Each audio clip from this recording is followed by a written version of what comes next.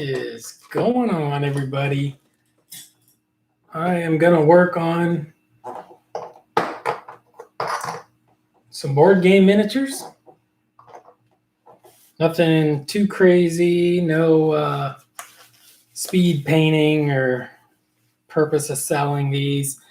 These probably will be for sale after we beat the board game, but who knows when we'll even get a chance to play board games again, because that's the world right now.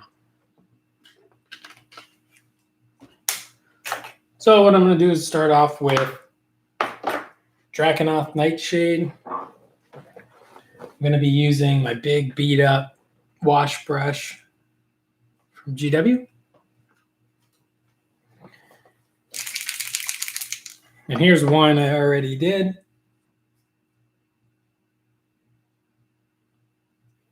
Just washed anyway. So we're going to keep on washing. Try to clean up maybe some of the stuff on in frame.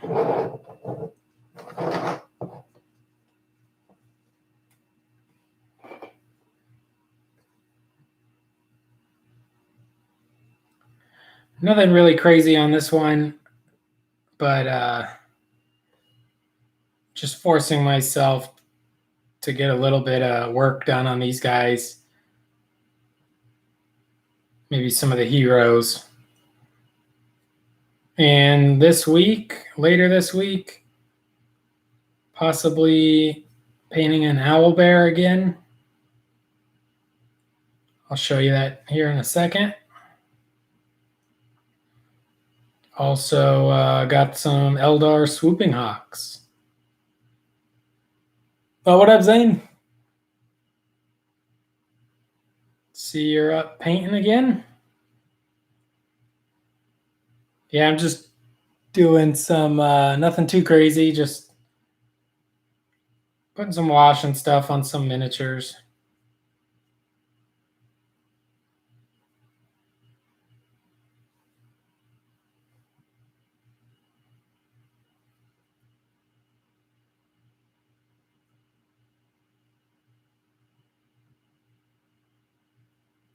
These models were Zenithal primed, and then going to be covered with a wash here, which probably didn't need to spend as much time as I did Zenithal priming, but here we are. And they were primed kind of black and then blue from above and then white.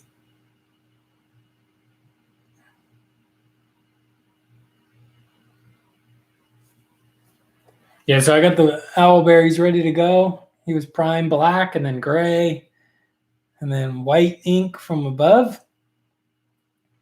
So hopefully there'll be no mysterious white spots showing up. Yeah, it does have some darker primer still underneath them. But I think I might try to do that swamp one you suggested. I think that would be fun to try. Might be a big mess, but maybe it'll work. Come out pretty cool, maybe.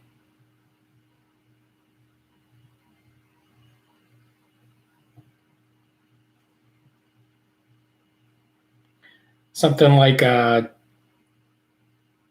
green and brown kind of scheme.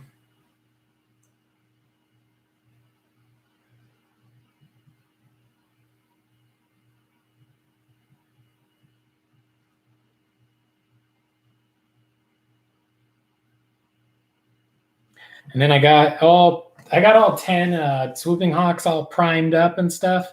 And I was looking at some of the metallic paints I wanted to try on them. And most of them just say to spray them over a black base coat.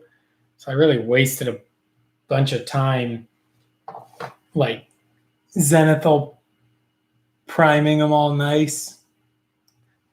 And now I'll probably put just a solid coat of paint over top of it. So that was a waste, but the Eldar, I want to have them all metallic anyway, so even though I already Zenithal primed them, I could paint them a different way, but since I want them to all be metallic armor, I don't see how that's a good idea. I think I'd better off just cutting my loss and spraying right over the Zenithal Prime with my metallics. Because I didn't prime them black, though, I don't think I'm going to try one of the color shift ones on them, which I was going to do. But those ones, then I'd have to just spray them like a gloss black, and that would be a complete waste of time. So I'm going to try to build up a gold from like a dark gold to a yellow kind of gold. See if we can do them like a gold unit of Swooping Hawks, kind of like maybe like a Stormcast unit or something almost. Like canary yellow, swooping canaries. And my plan for the Eldar, which is fun, or going to be fun hopefully for a long time, is I intend to do each unit different. So like when I get around to painting another unit of Swooping Hawks, I'll do them a completely different scheme. And I'm going to keep doing that throughout the whole army. I think the units that'll be the most uniformed will be 20-man blocks of Eldar Guardians.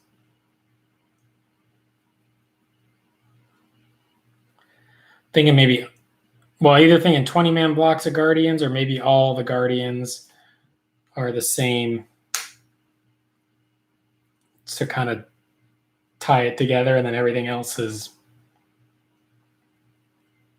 its own kind of color schemes. But that kind of leads to the vehicles too. Are all the vehicles the same? I don't think so. I think I'm going to do the vehicles in kind of squadrons.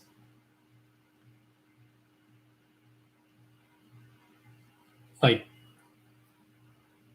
3 Warwalkers will be the same. 3 Vipers will be the same.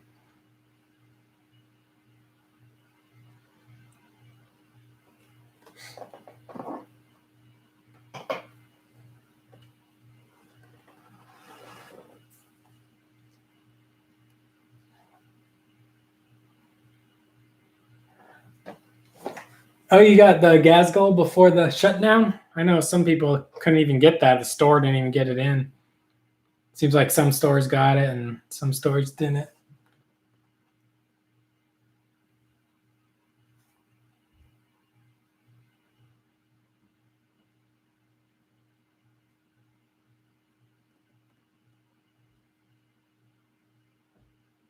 Yeah, this is just Drakenhoth Nightshade.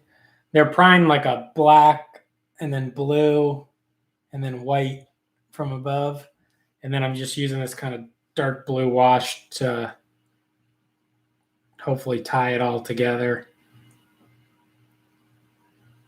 These ones are going to be, I don't know how I'm going to do it exactly, but I think they're going to be kind of like mist or shadow kind of monsters. So probably be some dry brushing and stuff.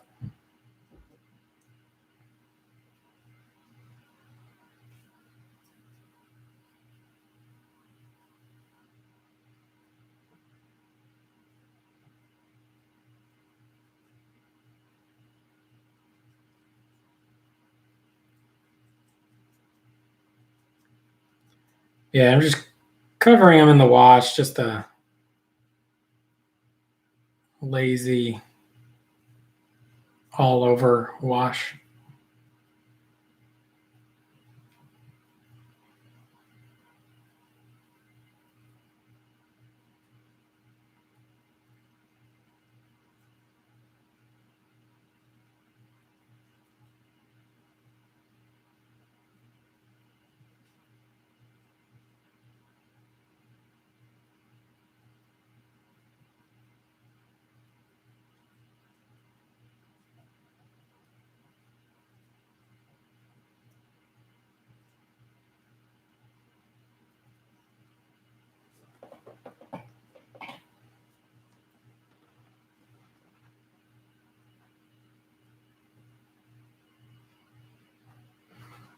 Yeah, I'm not doing any non-metallic on the Eldar.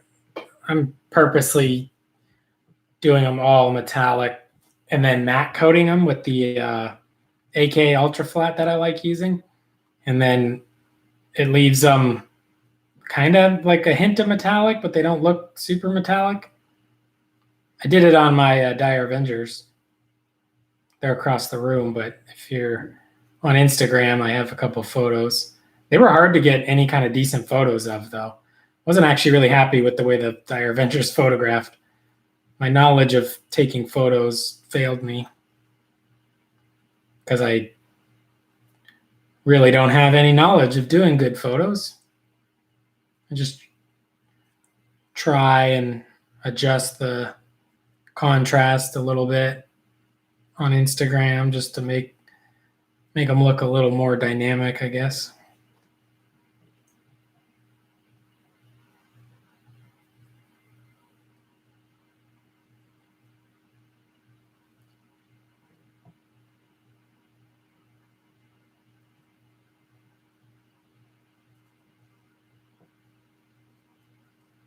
Probably won't be on here super long tonight. I gotta wake up and go to the post office tomorrow to ship out some paintbrushes. But that's still a little bit of a ways away because it's 1:45, so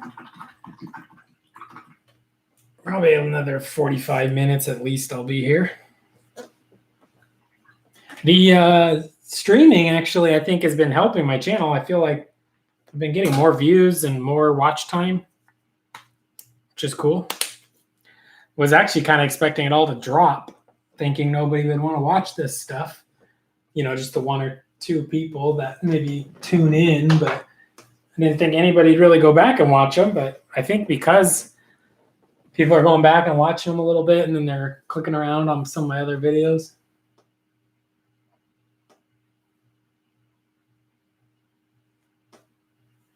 Yeah, that could be cool. The transports to match the squad. That's why I'm kind of just going to work on the aspect warriors in the beginning, I think, just because then I don't have to necessarily commit. Because I could do all the vehicles and guardians and, them, warlocks, farseers, all kind of in a universal kind of scheme. And then just the aspect warriors different. But I really like the idea of switching it up over and over again, just to keep it hopefully interesting and actually achieve a fully painted army. My Space Marines I have mostly fully painted. I can play a fully painted Space Marine army. And my AdMech, I have about 3,000 points fully painted. But besides that, I don't have any other really fully painted forces. So it'd be nice if I could get the Eldar to that kind of fully painted look.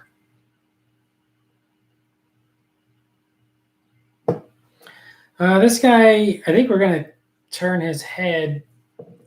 Maybe we'll do the wet palette.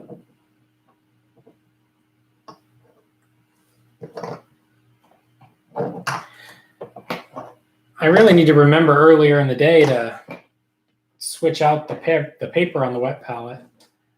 It's ready to be nice and cleaned up.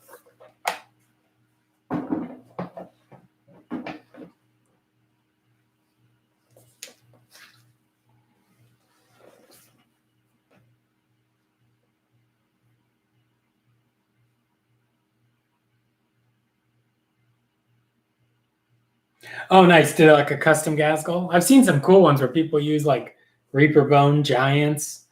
I don't even think it was a Ghazghkull, but people were just making giant war bosses before Ghazghkull.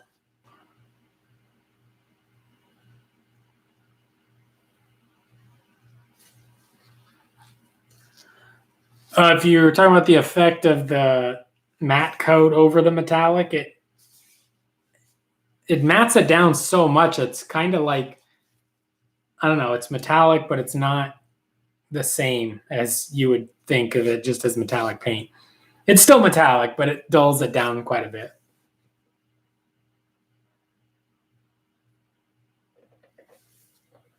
This guy, We washed him last night with some of that leftover blue. Did it just do an autofocus thing?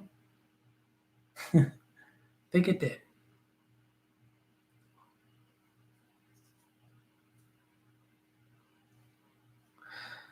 These monsters, I'm not 100% sure where I want to go with them.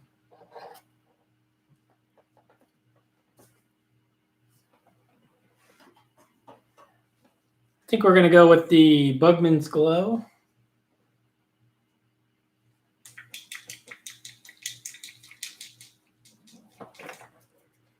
I'll switch this around. That way maybe people can see.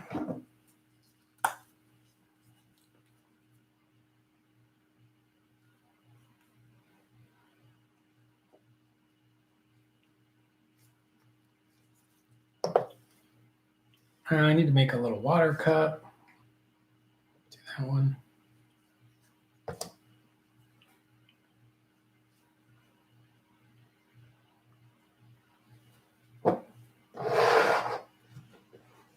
Yeah, I didn't get around to matte coating the Paladin guy yet.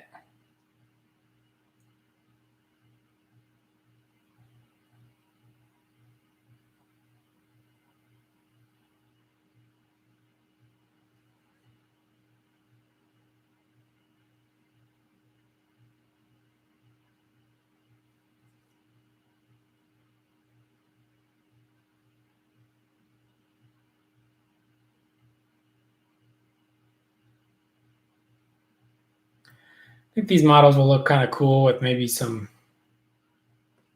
well, at least this guy with kind of some shadowy blue teal colors and then kind of some flesh tone.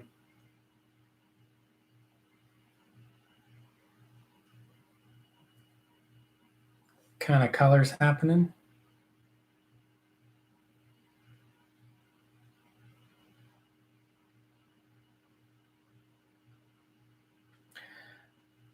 Once again, there's a good benefit of working on board game miniatures and not when you're doing an army, is you get to just play around a little more than the stakes are low, basically. I mean, it's a board game.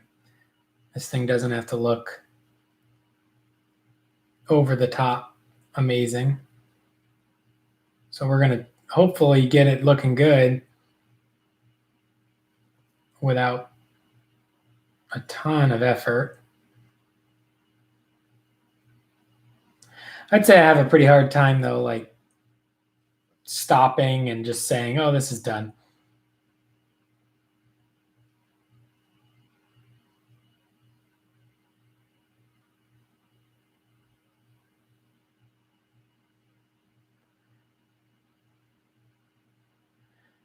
But I have an idea that I might end up starting to sell my board games.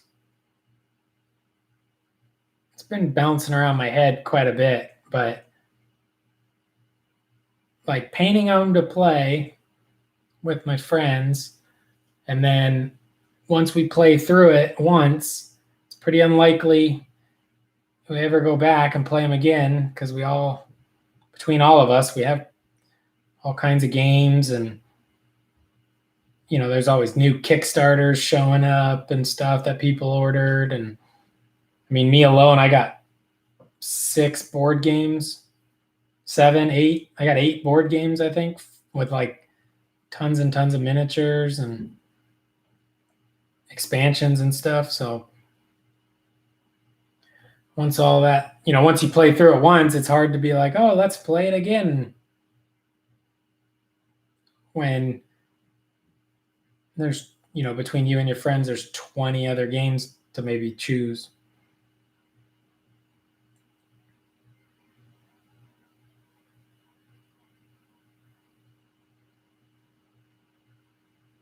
So I want to paint it nice enough that I can get maybe some good value selling it after the fact, like after we play it, like, you know, selling a fully painted copy.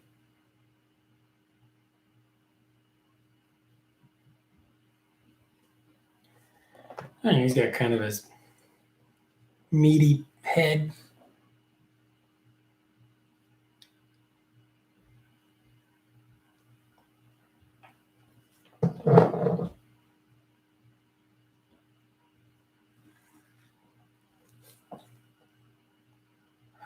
This is just the Masters.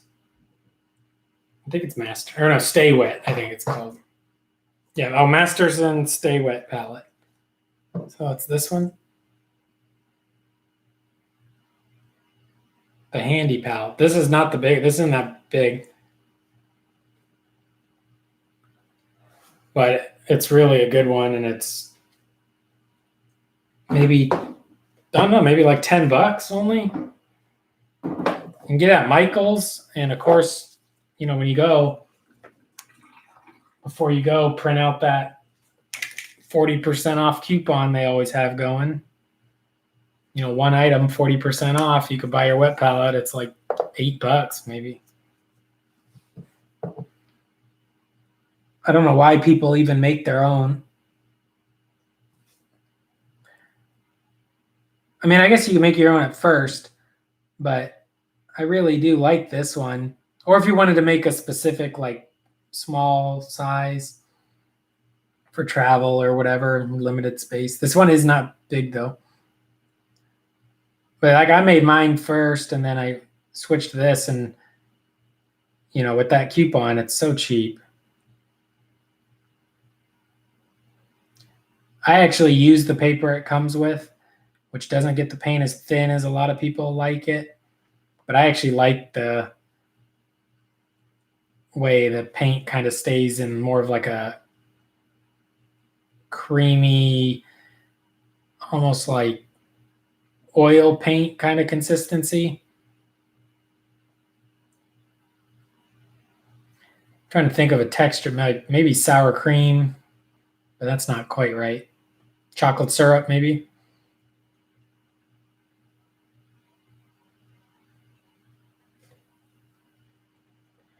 I think maybe if we, yeah, we'll try it. I think I'm gonna, I don't know if I like it, but we're gonna do it. I'm gonna do like all the tips of his little tentacles in this kind of flesh color too.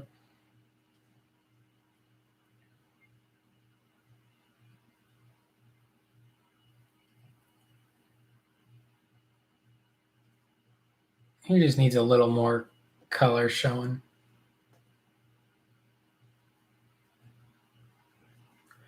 These board game miniatures, though, I mean, you really could just spray them a color and hit them with a wash, and I think everybody'd be happy enough to play with that, even if it's not like the craziest, best painted board game they ever played. But I try to do a good job.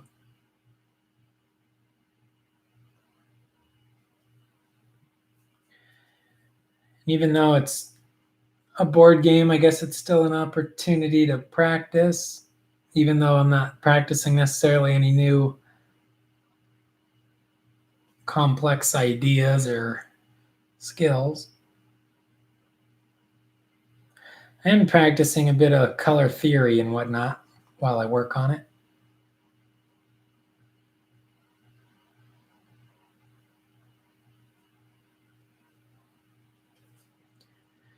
Yeah, I was worried about doing these tentacles because they're all over.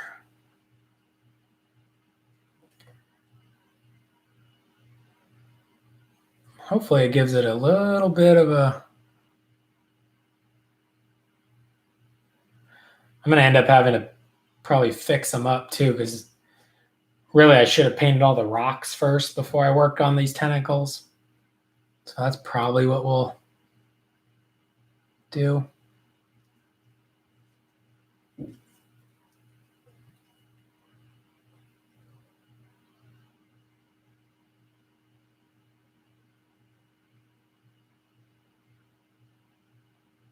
By not having these rocks painted yet, it just makes it so much more likely that I'm going to have to repaint the tentacles when I accidentally get paint on them when I'm trying to do the rocks.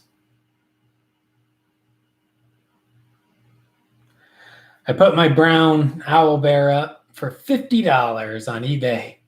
So we'll see if he sells.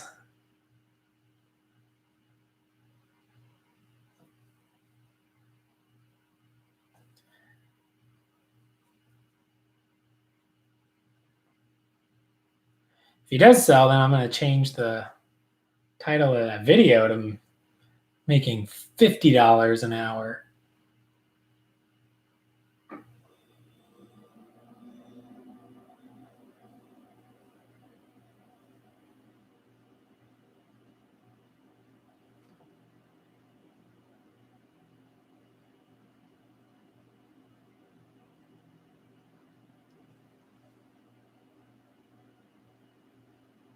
One thing I think that's kind of cool about the long streams too for people if they come back and watch them later is they can click around, like maybe not so much tonight because I'm not working on one continuous thing.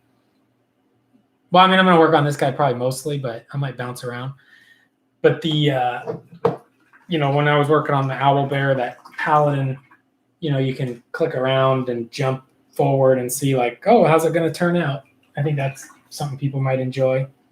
Watch 2 minutes here, 2 minutes there, kind of thing.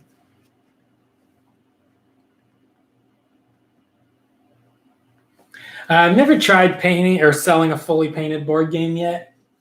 I don't honestly. So I think honestly, it's not a good idea. You're probably much better off throwing away all the board game pieces, like all the components, the tiles and cards, and then or maybe trying to sell just those as like replacement parts.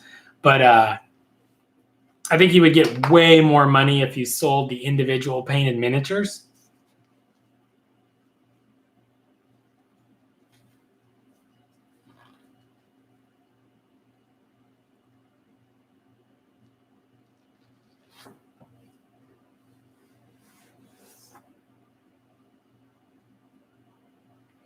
Like, let's say, I don't know if this subject matter of this guy is like ideal or anything, but he's one of maybe 30 miniatures in the box, and some of them are not too special. They're a little generic.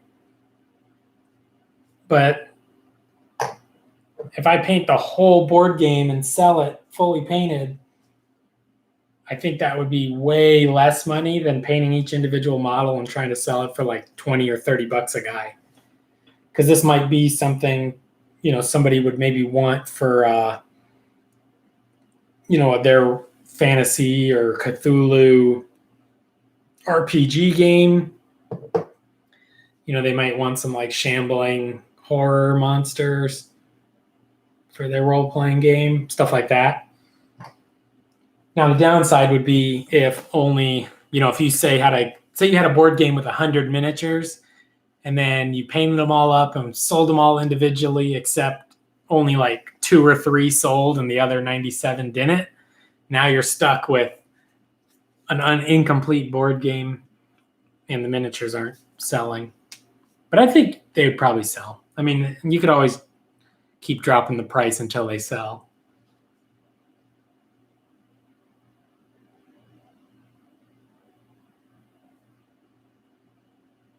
Yeah, the owl bears from the WizKids,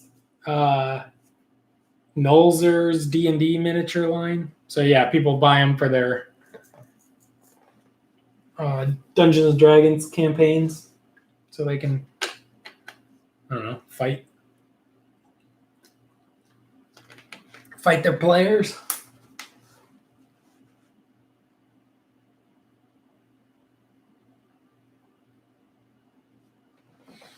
I think we want to go with, I think these guys are dry.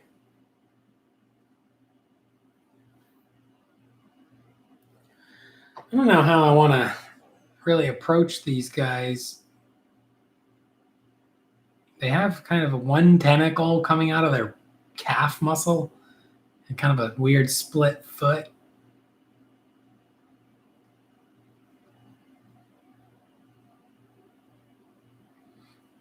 I don't know. They're kind of weird. They don't have a lot of detail. I always like darkening on models like this, like generic board game models. I like darkening their hands and stuff. I think that always just, hopefully gives it some layer of interest. So maybe we'll do that.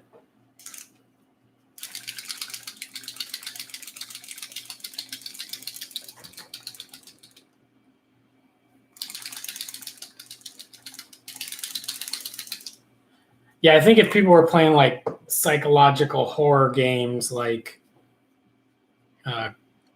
Call of Cthulhu or Delta Green or maybe any others that exist, that would be, I think that's where this game falls because it's called Deep Madness and it's, the deep ones. And I'm going to do Militarum Green over their hands.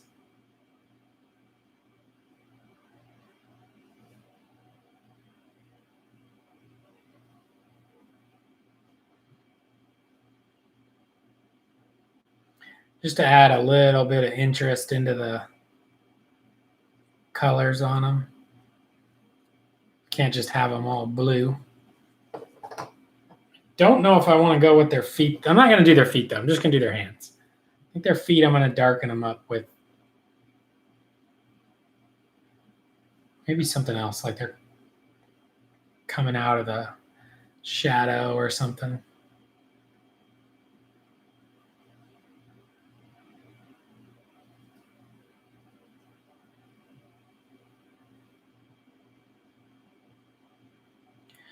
Tell you, next time I go to the store, I am definitely buying some candy. I have been pacing every night around the house looking for something to snack on. I generally eat really healthy and I eat a lot of fruit and stuff, but it's usually earlier in the day, like breakfast kind of time. But late at night, man, I've been craving like some cookies or some candy or something. So definitely hitting up the store soon. Once I need to get more stuff to blend for my smoothies. And I'm going to have some cheat meal candy or cookies or something. Or maybe buy some cake mix or something to make. I don't have anything to bake a cake with. Maybe buy like a tray of brownies or something. That's just a side note. Because after this painting, I'm gonna make like a bowl of some kind of healthy cereal stuff I got. And I'm not looking forward to it as much as I would be if I just had a piece of chocolate cake or something. So all we're doing is putting the Militarum Green right over the blue. It's actually showing up more than I probably thought it was gonna originally when I grabbed it, but it's okay because we just need to give them some color variation.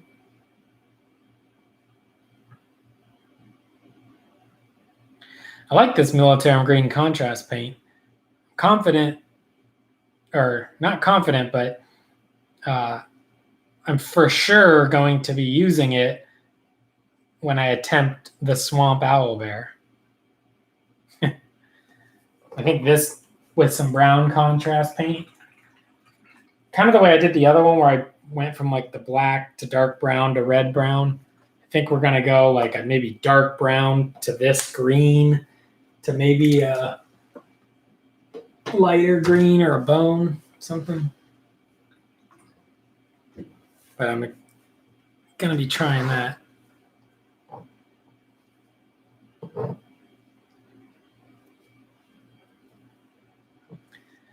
So yeah, this guy here, I think maybe we'll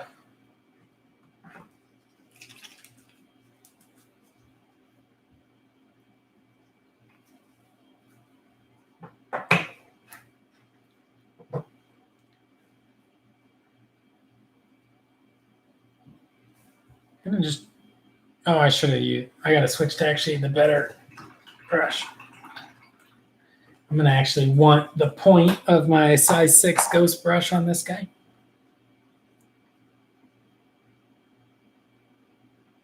I'm doing somber gray from Vallejo.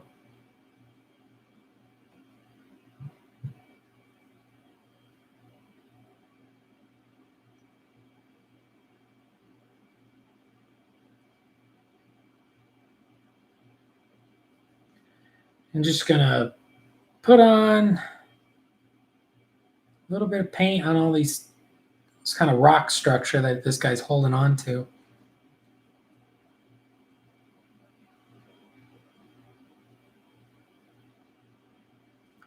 I think we might be able to get this rock kind of good enough with just this kind of light gray paint and maybe some washes.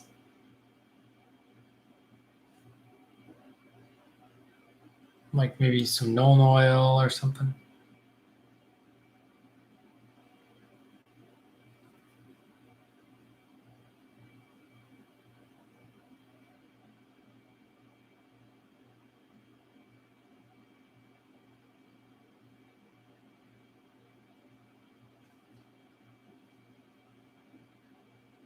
Yeah, this is where I'm going to accidentally cover up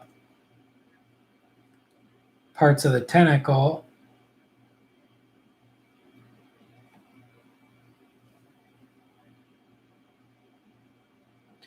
And probably have to redo it. But if I have to redo it, I'm going to redo it after I wash the stones. I'll make sure the stones are done before I worry about touching up any mistakes on the tentacles. Because likely, if I touch them up, the next step on the stones, I'm just going to accidentally touch them again and keep having to do it over and over again.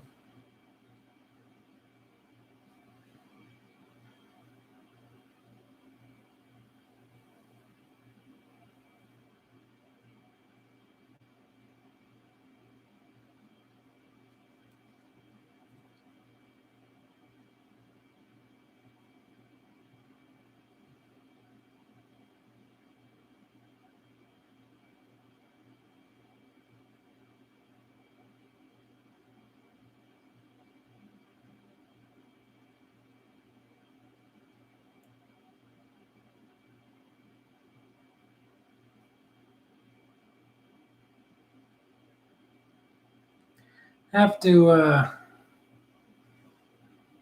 actually it seemed like some of the game stores locally are maybe opening up May 1st, at least for shopping, maybe not for gaming. So that'll be good if we run out of any supplies. Although I'm pretty well stocked up right now. I could go another month. Nice. Warboss is based. Do you got I can't remember. Did you have a full orc army or were you just messing around painting some orcs? I thought you were painting Imperial Guard the other day.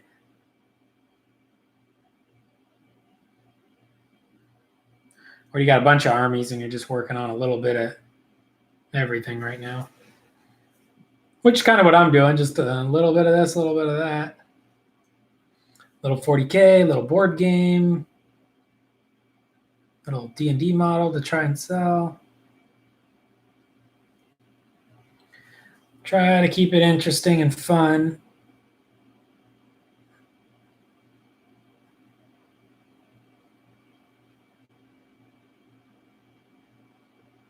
It's amazing how many times I sit down to paint at 11 o'clock and then all of a sudden it's 1:30 in the morning and I just barely started.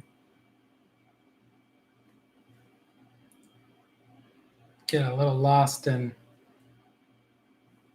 searching for stuff on YouTube or whatever, but also just trying to decide what I want to work on or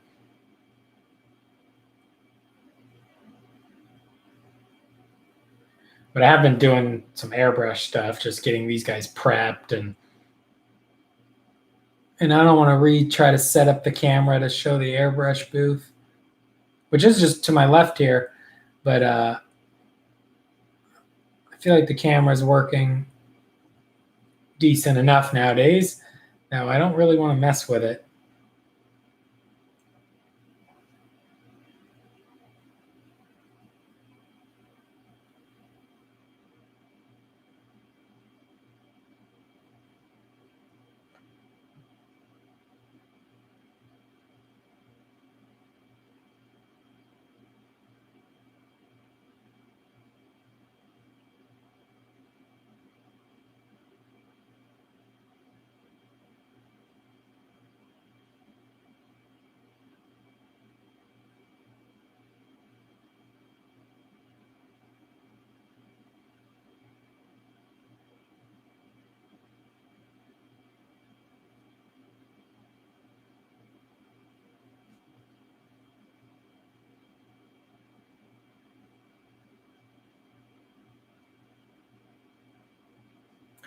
Actually, I also broke 1,500 subscribers.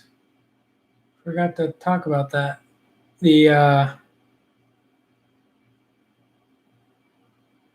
Broke the 1,500 subscribers.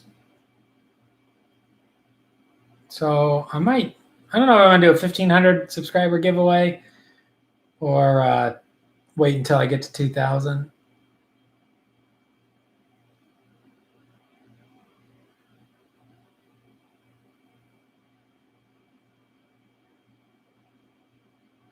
I want to do a big giveaway with like something expensive, like a Imperial Knight or a Bane Blade or something. But I think I'd rather do that at 2,000. I guess I could do a small giveaway. Thank you. Yeah, actually, I got some Song of Ice and Fire, the Giants. It's like just 2 giants from Song of Ice and Fire. And I was thinking maybe trying to paint them for sale or for selling. I think that could be kind of cool. Could be fun to paint them. And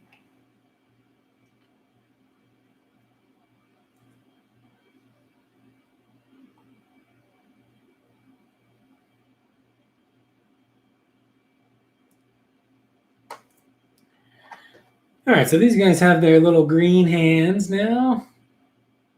They definitely need a dry brush of some sort.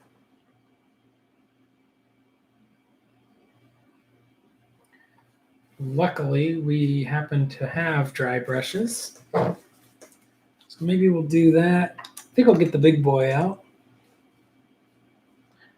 The big one. And this here, oh, that's light blue.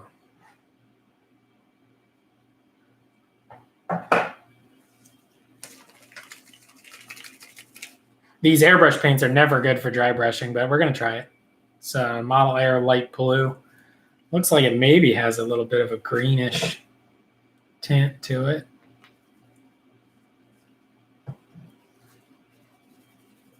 And I don't think I like that napkin or paper towel.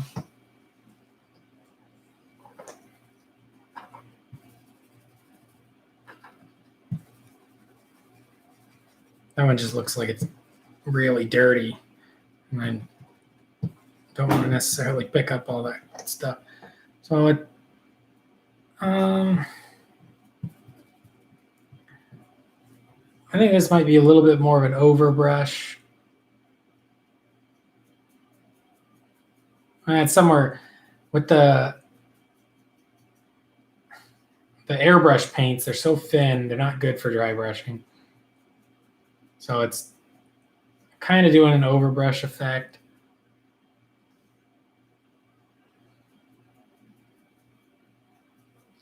Trying to use it to maybe blend that blue-green back a little bit and lighten just the top of them a little bit.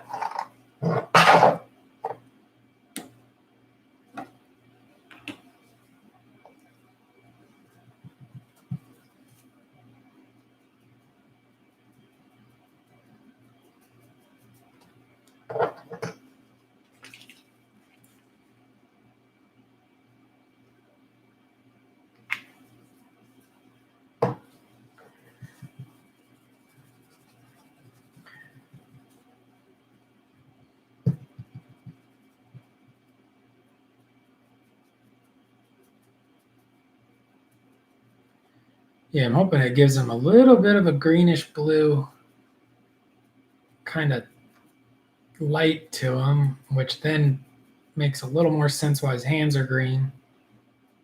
We don't need to do too much, just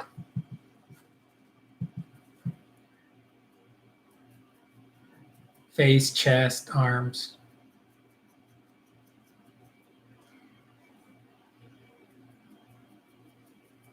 upper back.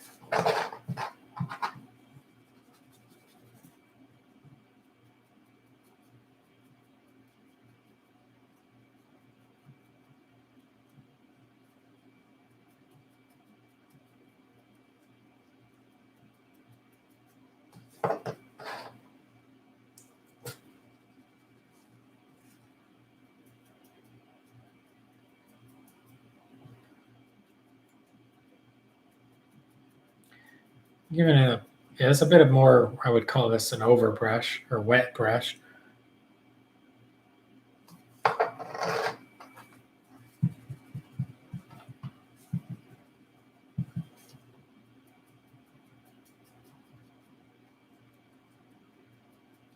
Just to try and get a little bit of interesting color in him. Cool.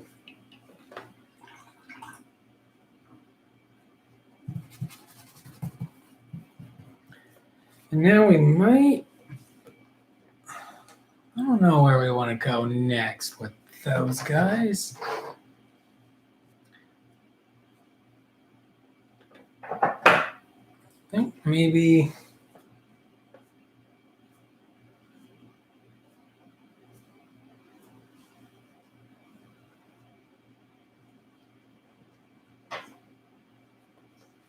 I'm going to go Ogryn Camo. This is the air one. I actually have this in the non-air. I got that one on clearance. I'm going to go Ogryn Camo.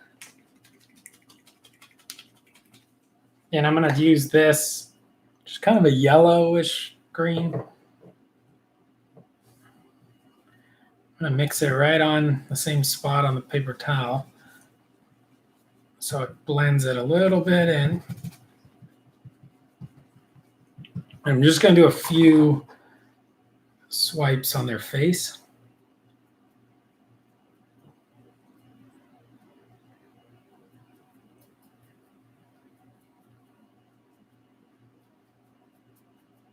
And chest area.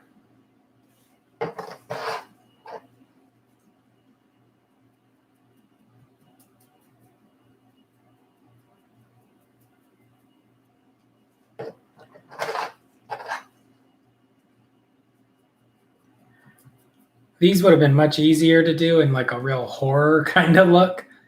They would have worked way better, I think, if I went with like flesh tones and like gore effects like blood and stuff. My shadow effect, which is now turning into like a zombie effect, not working too good.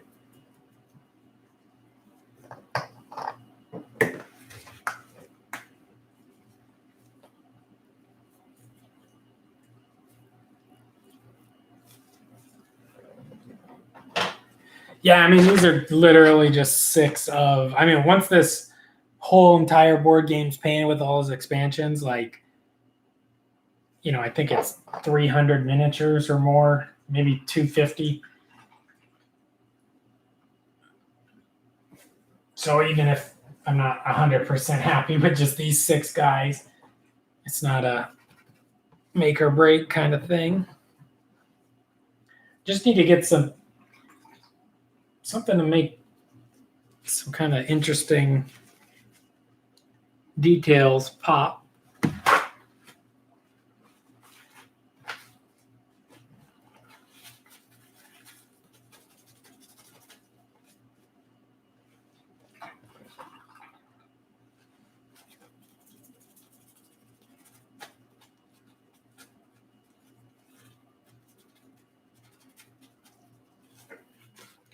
I think if we hit them with a nice wash of some kind, again, to darken them even more, that'll be good.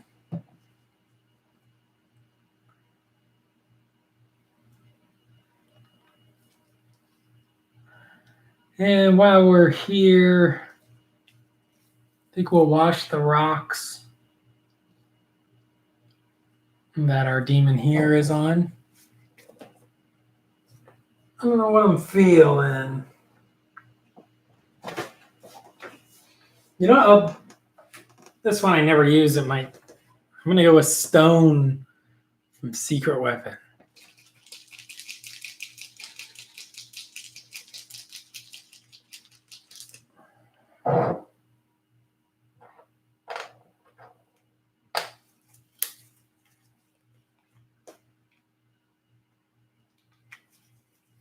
Not crazy about that. We're gonna put. I'm gonna put a couple drops of this dark gray wash in there.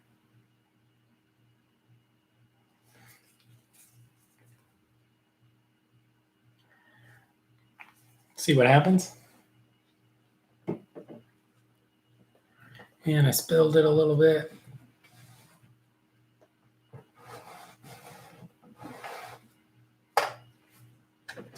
Go back to the beat up GW. Maybe hit it with a water.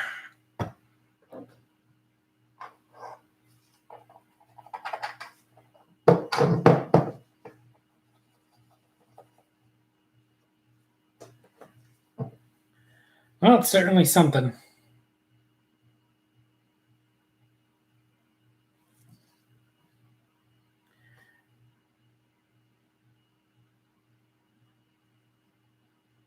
Actually, this wash isn't terribly far off from the other guy's kind of color palette where they ended up. That kind of green blue.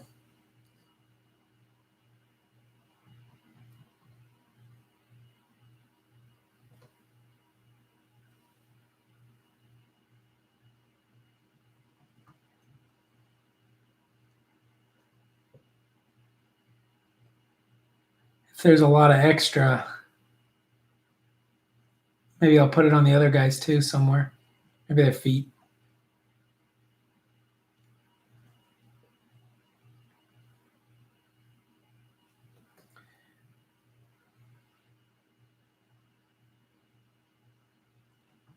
I'll probably hit these guys with a pretty heavy wash to kind of black line them in a bit. So I'm not too worried about being a little sloppy.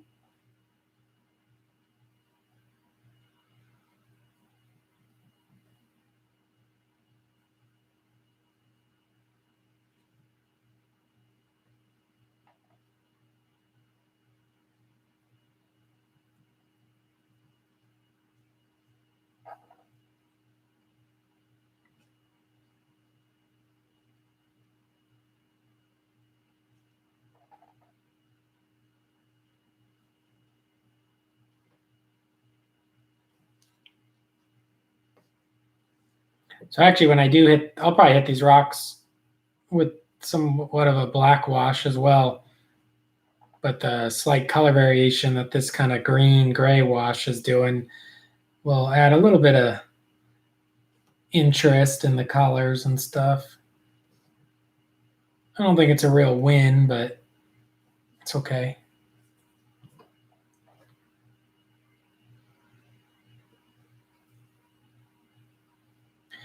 Which actually might mean later when I do hit it with maybe a more black wash, it might become extra cool because of the extra colors that are now in the rock.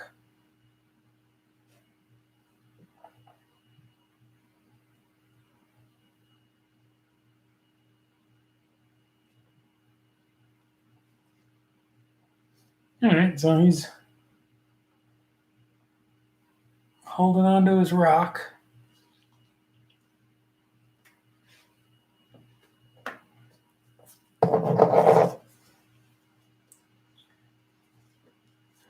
And we're going to put this in their stomach.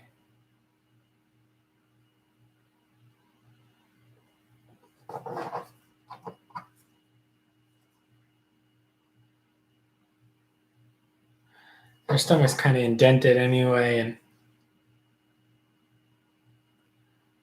Maybe there should be something happening there.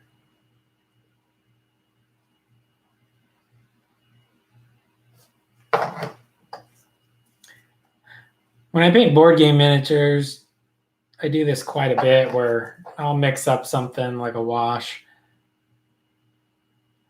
And then instead of just letting it go to waste in the little lid, I'll just put it on something else. Now, I think these guys would benefit with getting their feet darker.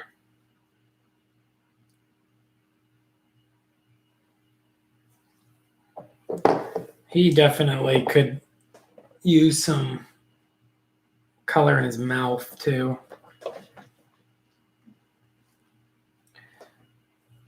See if we can't mix up.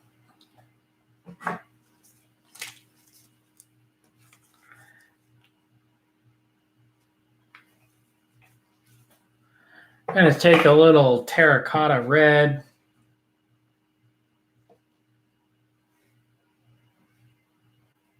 Maybe some black. Maybe a little bit of this wash. Just creating kind of a dark neutral. Really loading it up on the brush. I'm just going to try to really cake it in there just to fill all that little texture. And we'll clean it up when we do his teeth.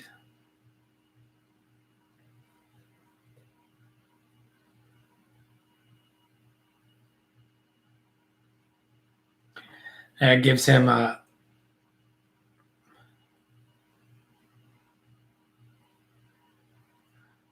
just a dark mouth,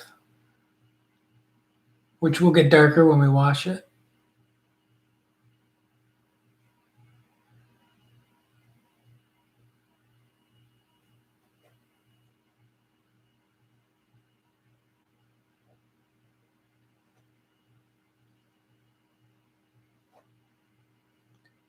Maybe we'll even pull it out the sides a little bit. That's fine. What up, Brush and Quill? How's it going? Just working on some miscellaneous Deep Madness board game miniatures. Got this guy going.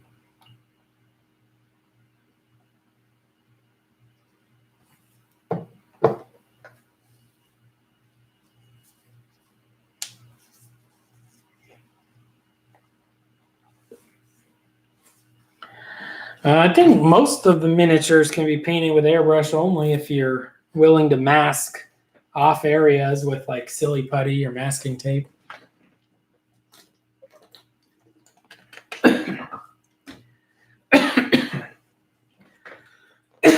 Sorry, I decided to drink water into my lungs. The painting the, hold on. Yeah, if you look at the guy Angel Giraldez, he airbrushes a lot of stuff, and he uses like masking fluid, and he'll like mask off entire areas just so he can airbrush more and more and more, which to me just seems way too not worthwhile at all, way too tedious. I mean, he's a pretty famous miniature painter as far as that goes with box. He works for doing box art, and he's sponsored by Vallejo and stuff. Maybe he works for Vallejo, I'm not sure. But yeah, seems very tedious sitting there masking areas off so you could use your airbrush.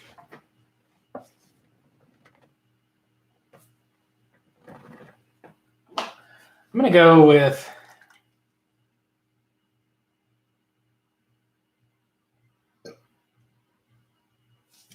I don't know what claptrap is. Sounds dirty.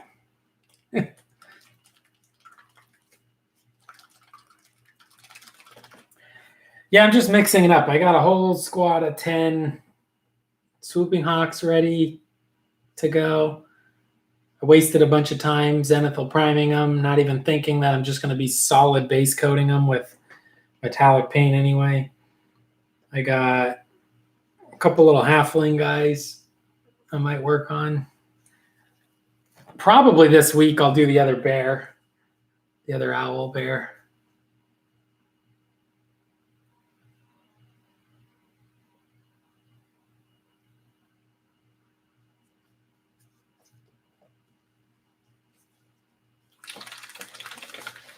Oh yeah, I don't play video games, so I don't know anything. I know Borderlands is a video game. And I know when it came out, a couple of my friends were like, "Oh, we got to play Borderlands. We got to play. Oh, I've been playing so much." And they got exactly nothing painted and nothing done. So I'm sticking with my no video games. I'm going Agros Dunes, and I'm just going to put on this lady's jacket, I think. Actually, no, I'm not. I'm chickening out. I want to actually look at her box art. Because if she turns out to be wearing like a blue jacket or something, I want to paint it at least somewhat blue. That way people can quickly identify her on the table. So I need to not paint her right now until I check her card. So I think we're going to go with, we'll go with Flesh Wash on this guy. And it looks like I need a new bottle cap, maybe. We'll just put it on that one.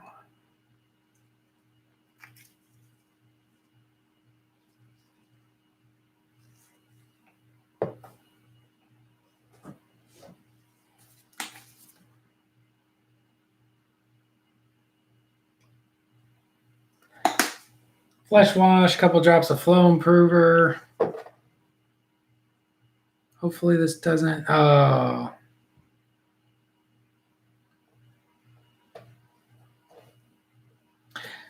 I'll throw that away, do it again. That ink that was in that bottle cap didn't reactivate. Didn't think it would reactivate, but it immediately when I started stirring it, it started peeling off in little flakes. So to avoid getting those little flakes in my finished wash, we'll just do a new one. This is Army Painter Flesh Wash. And we're just going to hit the fleshy areas of his face. Pretty heavy. And then all the little tentacles sticking out. But just the tips, because that's kind of what we painted with the flesh color, just to hopefully add some interest. Or more interest, I should say. He's already got some interesting things going on, being a crazy monster holding on to a rock. You can see an area where I missed. So we'll probably hit that in a second.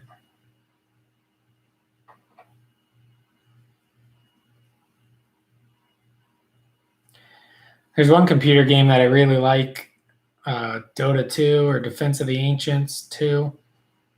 And every time I have it on my computer, I just play it so much, I get nothing done. I don't know when the last time I had it was, maybe a year ago now. But yeah, I'll temporarily download it and play for a while. And then I just, every night go to bed like, ugh, why the heck did I waste all my time doing that? I could have been working on getting models painted, improving as a painter, making YouTube content, working on my next Kickstarter, or working on shipping my kicks, all kinds of stuff. Shipping the Kickstarter. That's kind of been my feeling on video games as of lately. I feel like I've been way more productive without them. And I only play the one, but it's one of those 5-on-5 games that, as soon as you finish your game, it's easy to queue up for another one. Every game lasts about an hour or so. And all of a sudden, it's like, oh, I've been playing for 9 hours.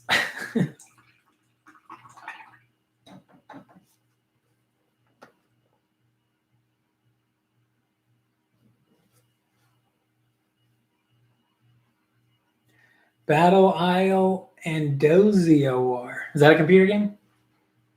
If it is, I suggest you don't get back into it.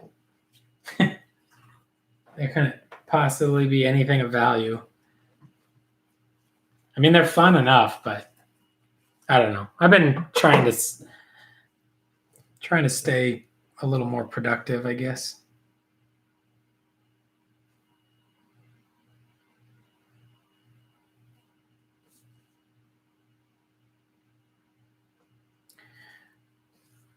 I'm going to try and clean up any of these spots where I really pooled up.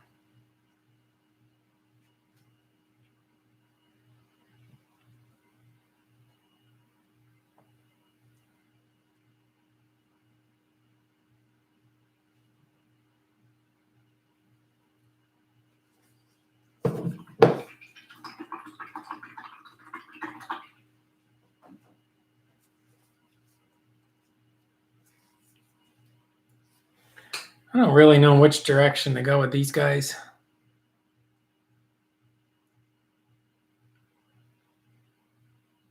Their face details are so just blobs.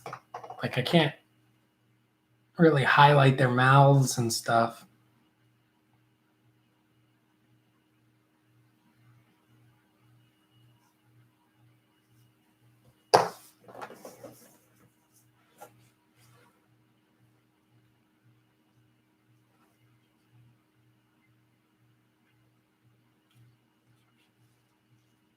Yeah, I don't mean feel bad about doing non-hobby, but to me, it just feels like there's a lot of other things I could be doing.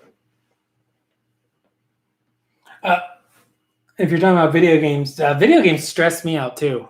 And that Dota 2, it's 5-on-5. I'll get pissed off. Like I'll definitely get an emotional response of anger when their team, throws a win or whatever. Like, oh, we should have had that, and then somebody on the team was dumb and we lost, type thing, which I don't really enjoy doing anymore. You see people like throw the controller and stuff like that. But no, I just think for me, if I wasn't hobbying, then maybe I'd be working on my shipping or my eBay or my YouTube channel or working out, or even I feel like watching a documentary or stuff like that is potentially a lot more valuable than video games would be for me.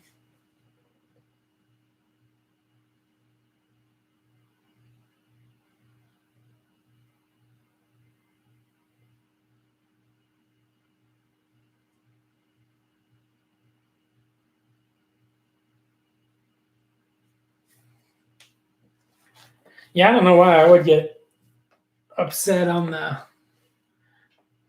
Dota 2. I don't think I would get upset on like a single player game. Yeah,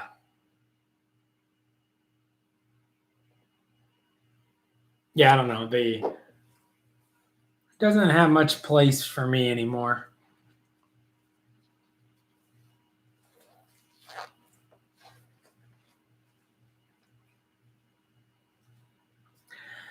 Sometimes I'll have a tower defense game on my phone, but I usually don't try to keep those on my phone too long. Because even then I'll feel like, oh, I'll just play my tower defense game before I go to bed. And then, it's 30 minutes I played it and I could have just went to bed.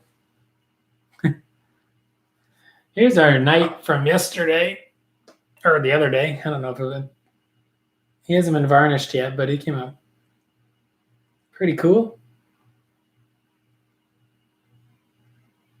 We'll have him up on eBay. Maybe I'll move him out of the way just in case he's catching any paint splatter.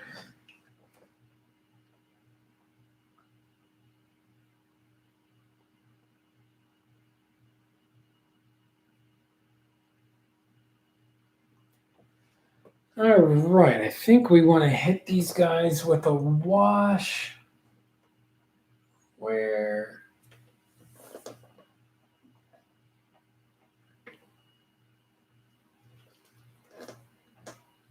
know they already have a wash, but oops.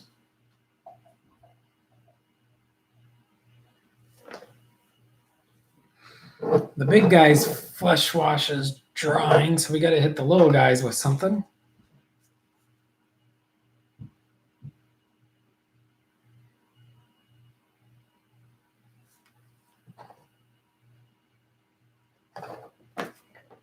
I think we're going to hit him with Death Shroud Clear, which is just a black wash.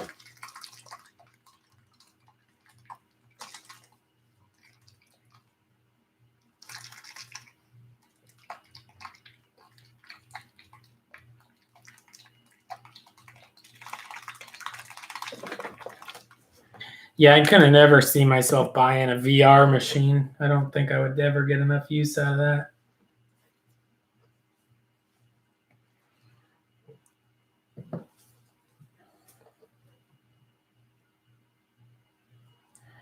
All right, so this Death Shroud Clear is like a black wash, but it just settles really good in the recesses. So hopefully this just pops out all the details really nice with the different washes and stuff we did. And then maybe the sculpting on his face is just so bad, or else I would. Actually, this model in general, a lot of these little monsters from this game are pretty good. This one's not good. So it's hard to determine, like, oh, what should I pick out to just, highlight some things to make it pop, when you can't really tell. Like, the only thing I can tell for sure is he has a tentacle on his leg, which one tentacle down by his foot is not the most exciting place for a pop color. I'll probably do it anyway, but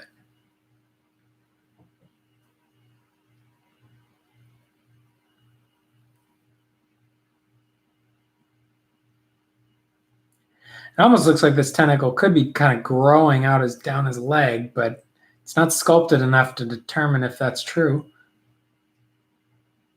And the sculpting of it too, if I tried to paint it in, it might look weird because it's not physically sculpted on the model enough. But hopefully this black wash will give him the shadows and stuff he needs to look somewhat interesting.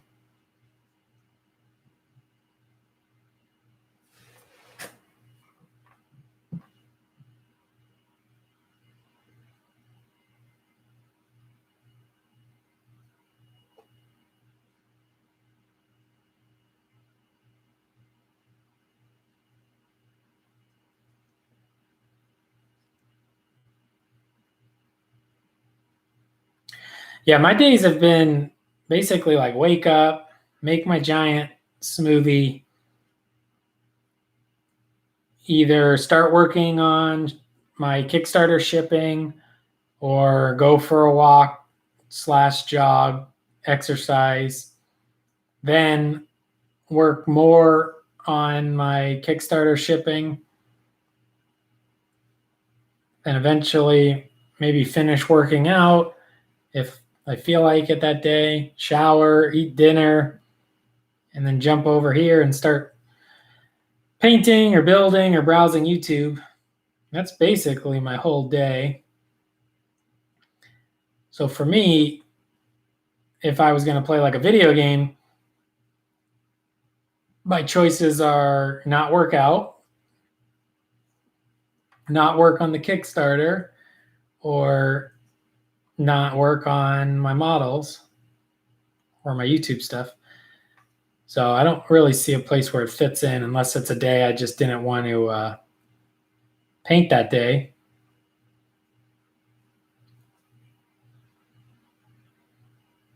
But one thing, this streaming has definitely encouraged me to paint even on days I don't want to paint.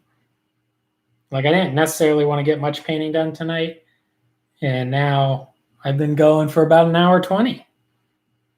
I wasn't even sure I was going to paint tonight. I was thinking about just putting on a movie.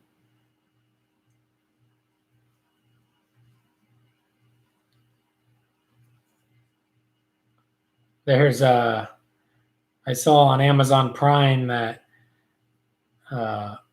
they added the new Rambo, the Last Blood or whatever, which looks terrible. I think he's fighting like a cartel, and it looks not great, but it's a newer movie on Amazon Prime, so I was thinking maybe I'll check it out. But I haven't had a night that I actually felt like I wanted to sit there and watch that movie instead of doing something else.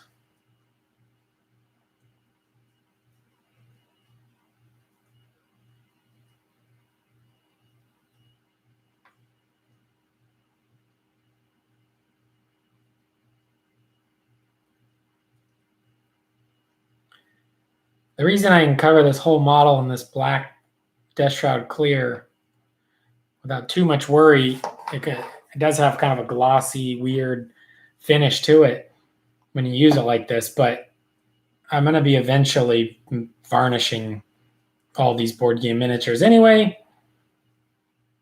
so it'll unify the finish. And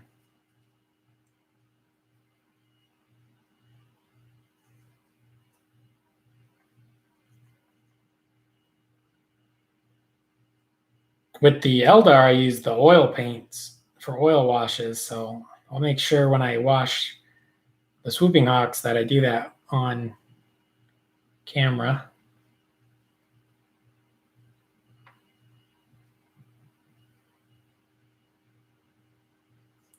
I was something of an oil painter before I got really back into miniature painting, but never like a professional or anything. But I did go to school for it a little bit.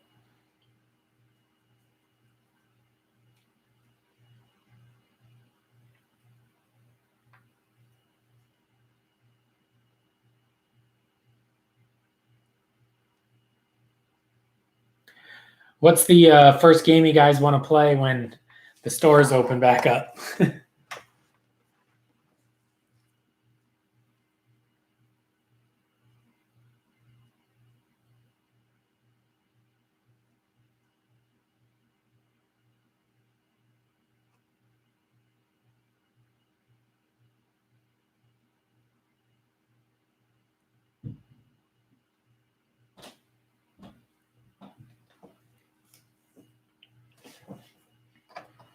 Yeah, I think that's what I heard about Rambo was the last part was pretty cool. I think somebody else told me that like almost exactly, so maybe I'll have to watch it.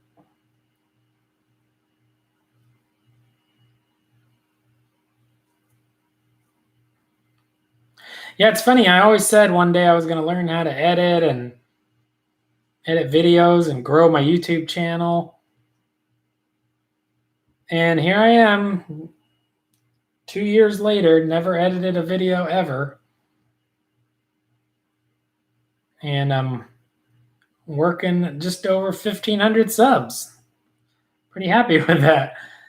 I'm sure if I knew how to edit a video, I might have more by now, but editing videos is work.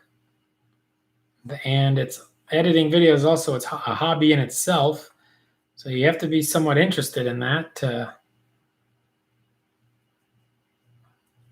I think, want to be an editor.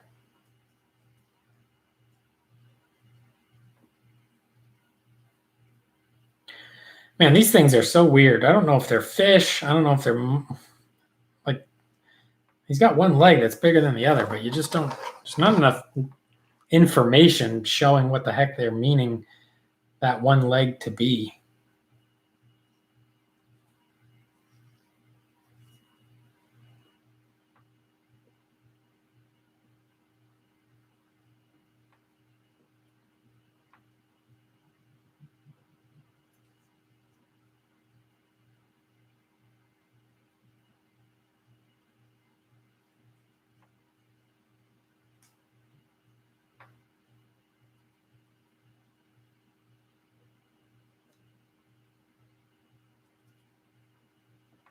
Oh, did you ever check out that Harold Balder, the YouTube vlogger guy, travel vlogger guy?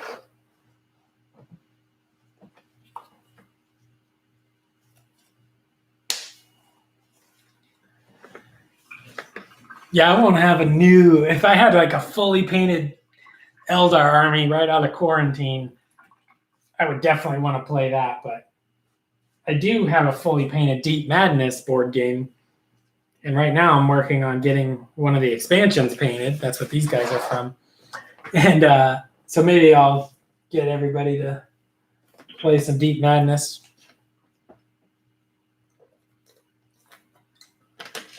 Trying to debate on like how many of these expansions I should work through. Like, do I want to paint all the Deep Madness expansions and then move on to the other games I got, like Rise of Cthulhu or Reich Busters or Starcadia Quest? Or do I want to just paint, some of Deep Madness and then start working on one of the others?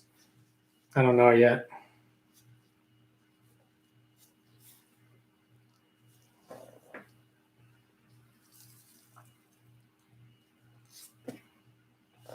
Oh, that's all right. Yeah, he's Harold. I think if you just search Harold, he's like the number one Harold on YouTube, I'm sure. Harold Balder. If you get bored and want to watch somebody who's pretty funny.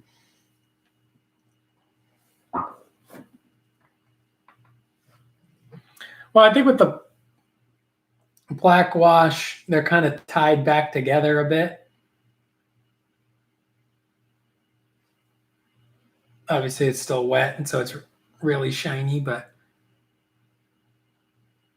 I think after we paint that weird tentacle on their leg, I mean, they even have a weird foot, which should be, I don't know. I don't know if we can see this, but they have this weird big foot with like a tentacle coming out, and then the kind of a normal, more humanoid-ish foot. And this leg's bigger, so it's almost like it's mutating, maybe. So, but I don't think I'm going to actually paint that foot any different than the other one. Could though. I could highlight the toes or something. Let's see how this guy's working. He's looking pretty good. He'll get the all over wash of the black wash too, the Death Shroud clear. But he needs to dry a little bit. I'll be picking out maybe I'll do that right now with these kind of pustule things. And maybe we'll go with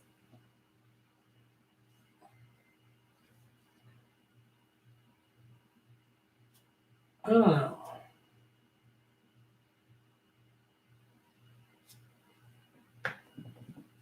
Let's go with Ogryn Camo. Ogryn Camo. It's kind of a yellow green.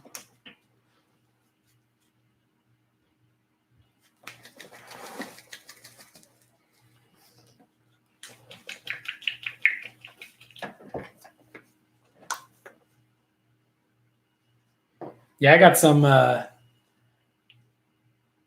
chimpanzee documentaries I want to watch. I got those saved on the watch later.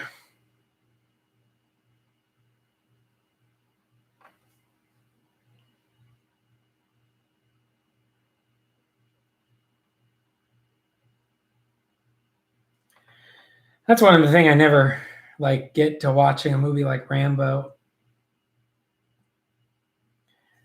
So I'll be like, oh, I want to watch a documentary on chimpanzees. And then you look on YouTube and there's 4 of them.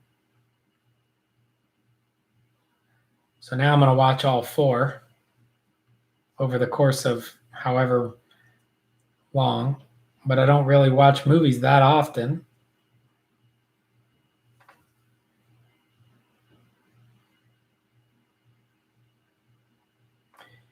One problem with having kind of the old paper on the wet palette is there's dust particles and stuff that have kind of accumulated that you end up picking up with your brush while you paint.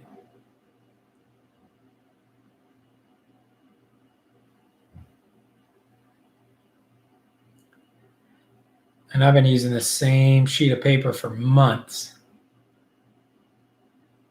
So it's actually fairly dirty. Not just the obviously dirty being covered in paint, but dirty and that my brush is picking up little like fibers like dust or strings or whatever. I don't know.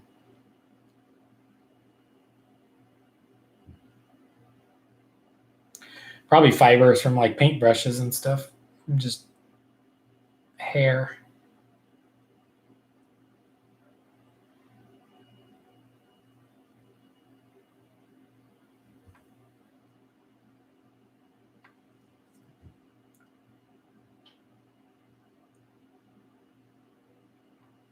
One thing with these board game miniatures, you really just don't have to pop too much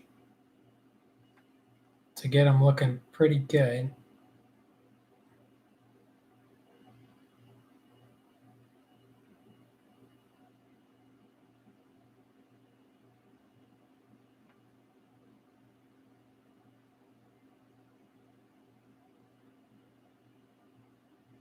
Like once kind of put those things in, pustules or bulbs, I don't know what they are, sticking out his head.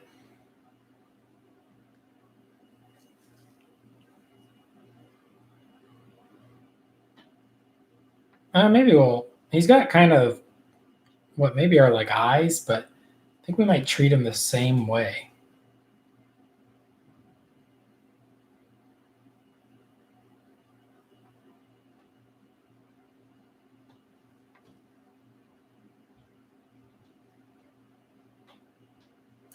I'm going to need to use a smaller brush for that.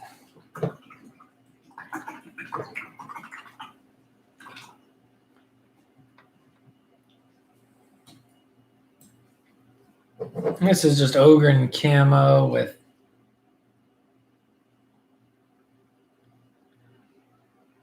one of the small ghost brushes.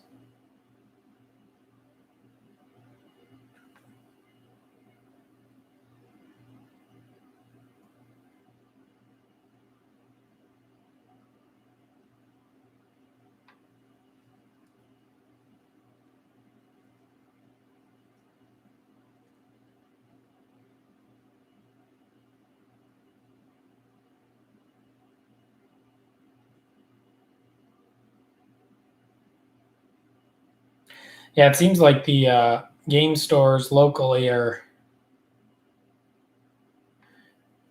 either opening back up for reserved gaming space only, or limited gaming space only, or no gaming space and just shopping.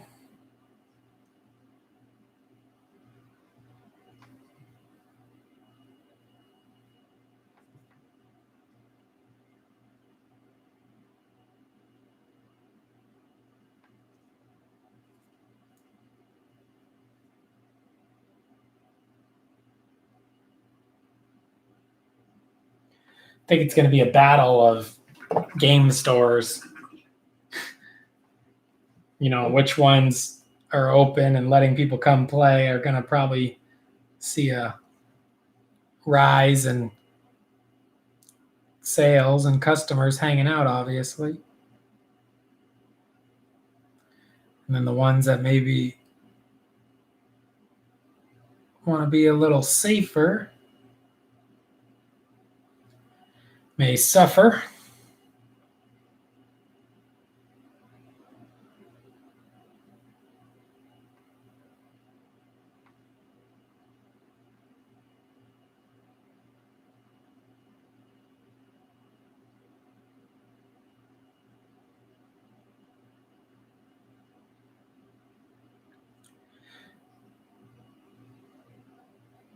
Game stores are one of those businesses too that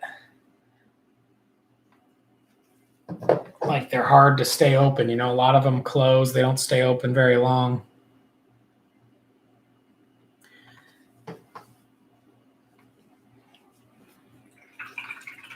So I know they're all hurting and ready to open or wanting to open.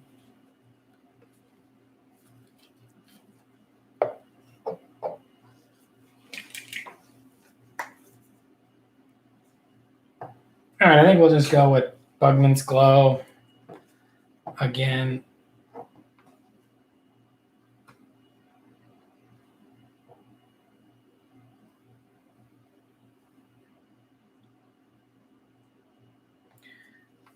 Just for a little tentacle on their leg. Sure, that black wash Death Shroud Clear is not perfectly dry yet, but that's okay.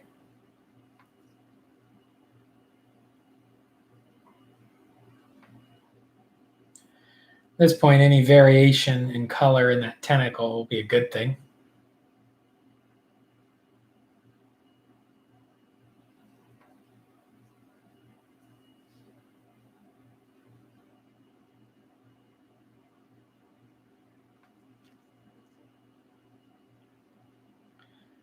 Thing I don't like about this tentacle, though, is there's no other tentacle on him. I wouldn't mind repeating. Oh, geez. Repeating this color.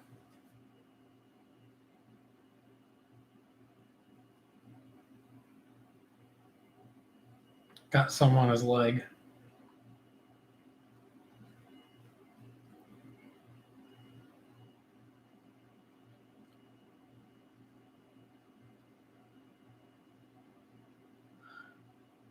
All right. Well, I guess we'll just do the one little tentacle on their leg, and that'll be good enough.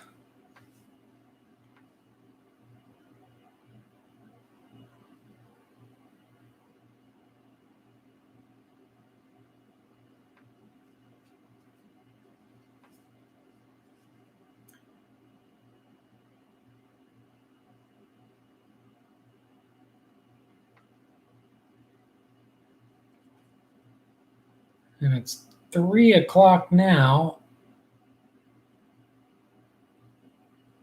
So when I finish this, I might actually call it a night. Maybe go watch Rambo or chimpanzee documentary.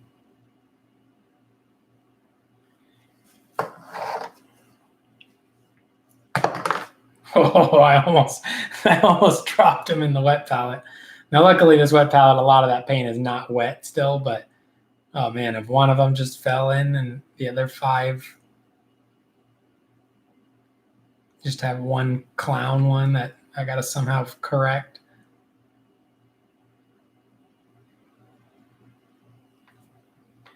Which would have been a definite pain because obviously this is just built up with washes and stuff. So you'd have to.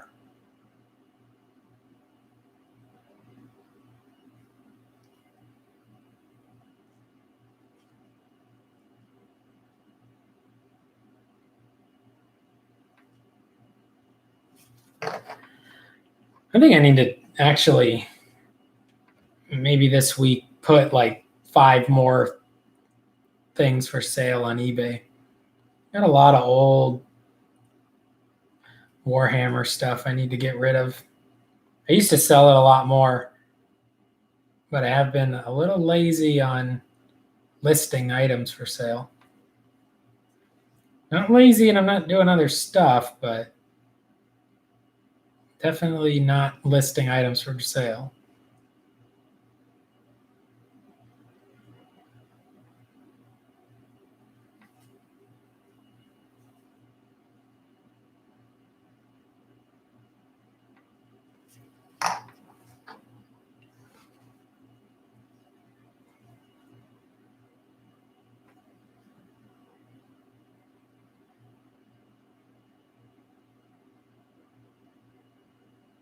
Yeah, one thing that's cool about that Harold Balder is he's a travel vlogger, but he never does that like just super annoying generic like all of a sudden it's loud music, like music video with slow motion footage and cool selfie shots of guys sitting on the edge of a cliff, or it's none of that kind of shit. It's all uh, like he meets a local fisherman and then the guy lets him go out on his boat and he fishes with the guy for the day, or he's at a restaurant and they let him go look around the kitchen, or he explores small villages where there's no other tourists. So I've tried to find other travel vloggers because I like his stuff, but yeah, a lot of it is just like patting yourself on the back kind of stuff, where they're just like, oh, look at me in this setting with music and slow motion footage. But the actual content, they're not doing anything interesting. They're not talking to people. Whereas Harold's vlogs, he's basically all the content comes from him talking to the locals. And he doesn't speak the language. So that makes it fun right there.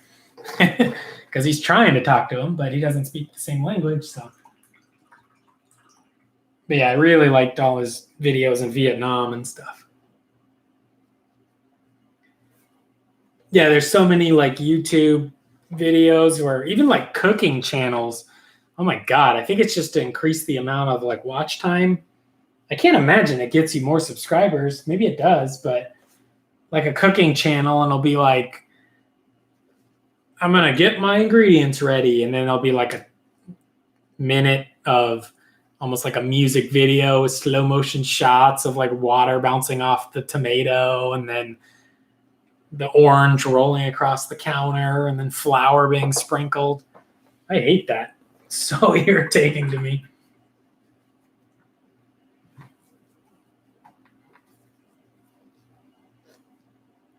Yeah, I mean, I guess that's the name of the game is more watch time.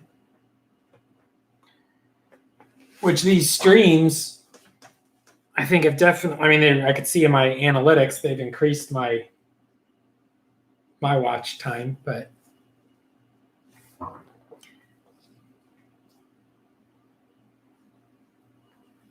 actually, yeah, that's probably true. Like, I get why like a hot girl travel vlogger is going to be doing as many bikini bike ride shots as she can get.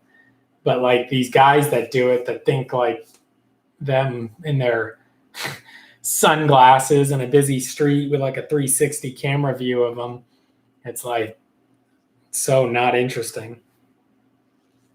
Whereas like I watched one video, these guys, they I got quite a bit of subscribers, so I guess it does work. I mean, people like it, and the quality was good. Like the filming was really good, but they're literally sitting in like almost the middle of the street with all the traffic, getting like footage of like time lapse footage where they sit still and all the cars are moving behind them or whatever, and these guys had the drone for sure. And, they're doing all this stuff, right? Trying to look cool in the busy street. And they're in Vietnam because I was trying to find Vietnam vloggers. And then this guy like pulls over, invites them to come over for like a drink or lunch or whatever. They go to his house. His house is like, it looks like a Western museum. It's like amazing. They never have any footage of them talking to the guy. They barely have any footage, like just a couple clips around the house. And then all of a sudden they're back outside, like filming themselves again. It's like the actual good thing that would have been super interesting to watch of them meeting some random guy in Vietnam and, struggling to communicate with each other and having lunch together And instead they chose to not film that and instead film themselves standing in front of like a temple. And I was just like, oh, I'm done with this. I am never watching that crap. But that's like an example. Whereas like Harold's videos are just the content and he has like a little Sony vlog action cam, no drone, nothing.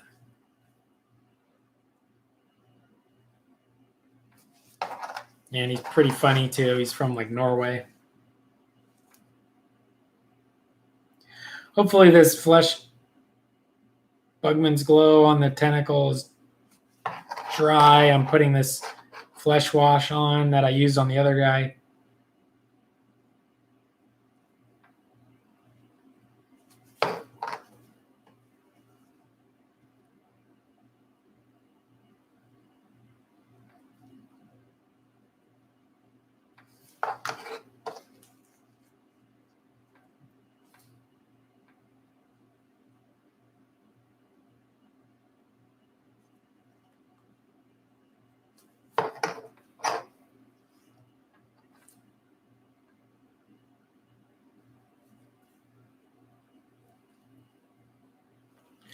Yeah, okay, I think they're good enough.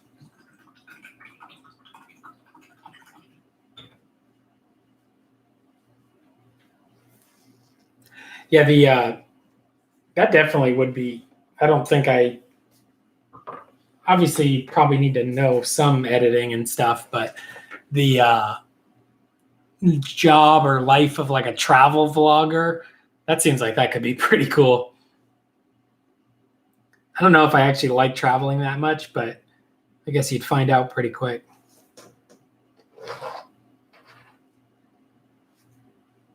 But that would be fun if you maybe bought an action cam or a GoPro and tried to do a little travel vlog on your next vacation, and then heck, maybe it takes off and you get a new career out of it. Could be cool. I think we got, I don't know if we want to wash him just yet. Seems like his mouth is still maybe wet inside. Everything else seems dry though. I'm going to wash him with the Death Shroud Clear, but I think I'm going to actually wait on doing that.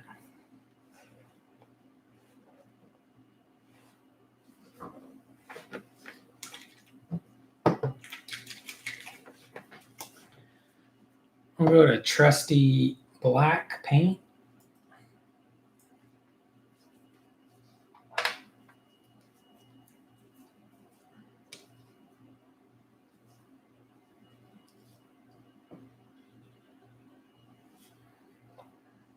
I guess start hitting the rims of these bases.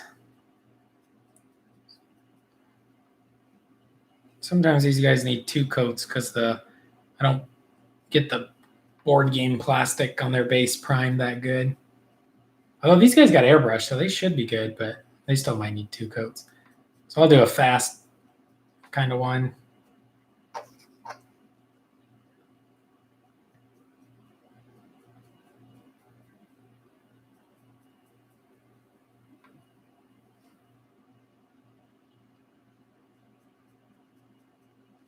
Actually, I should be doing the tops of them too, but I'm not going to do that right now.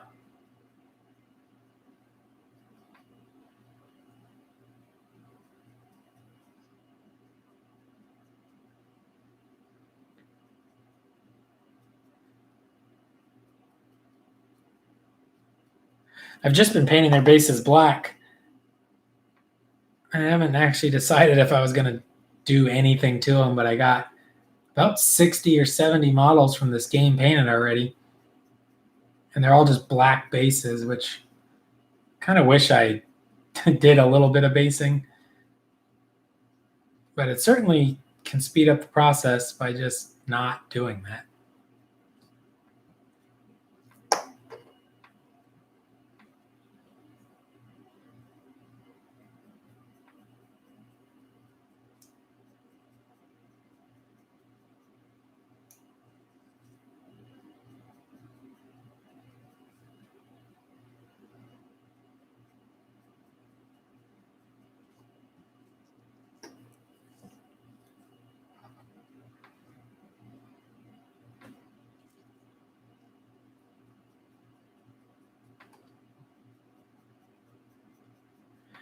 And this is just one of those steps of like, you got to get it done at some point. So I might as well knock it out right now.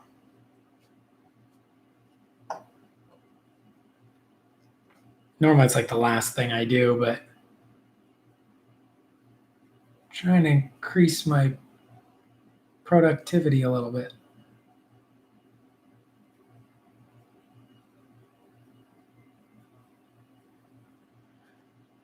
Well, this guy's got a kind of a textured edge to his side of his base.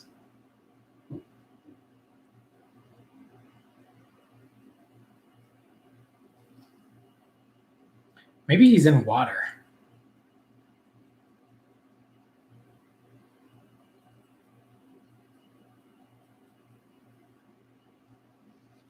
He certainly could actually be in water.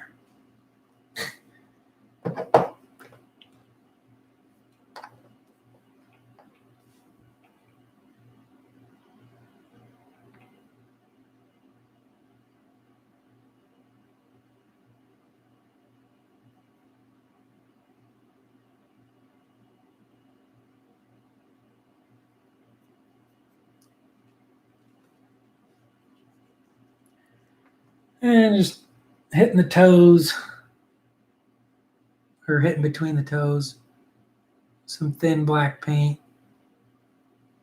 Fully expecting to maybe have to do this twice, just for a good even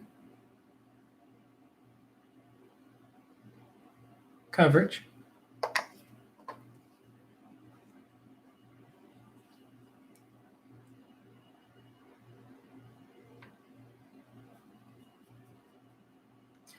And actually, I've been going for an hour 50, and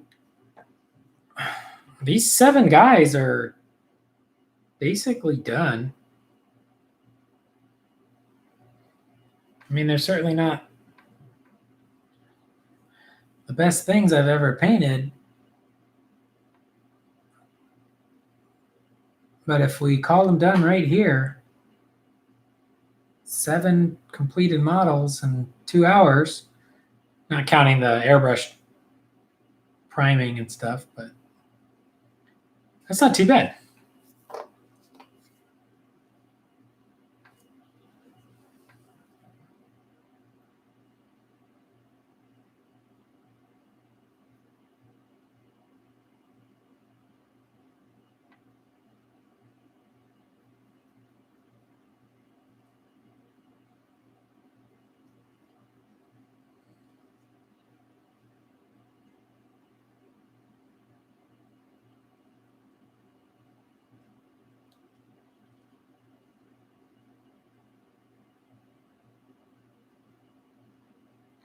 Now, these were new projects, which kind of went against my finish all my half finished projects first.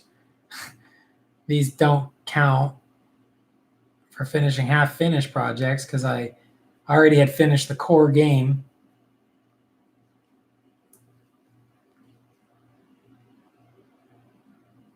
But it's nice to get them done.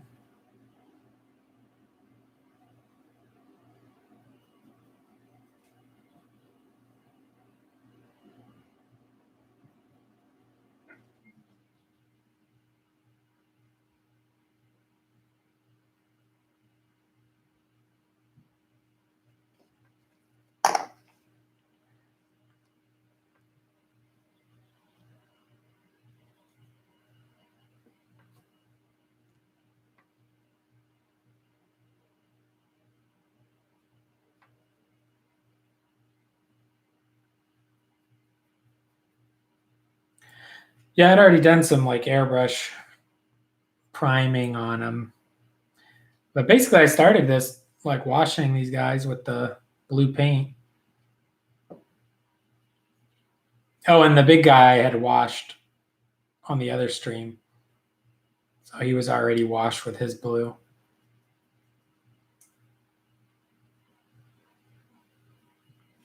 Yeah, not any high crazy details or nothing, but I think as far as a playable board game miniature that looks pretty cool.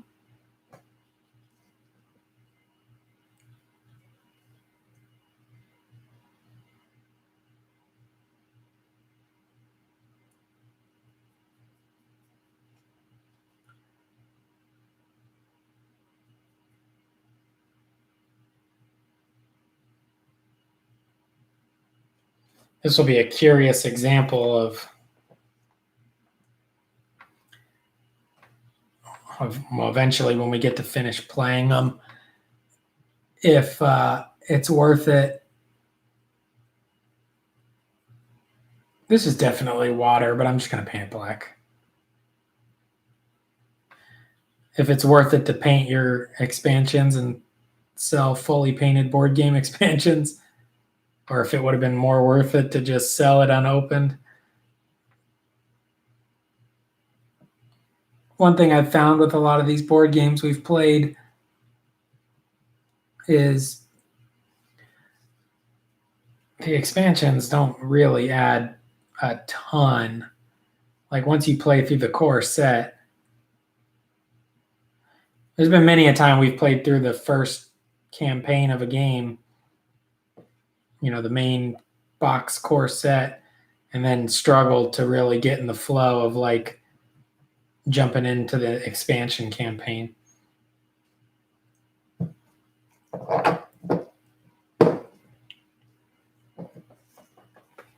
If I had the Vallejo water effect, I'd maybe put him on water.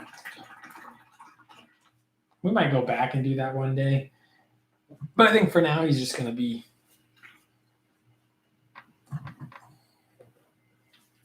All right, so for sure, he's got to be. Well, now his base is wet, though. All right, I think that's what we got. We got a bunch of these guys.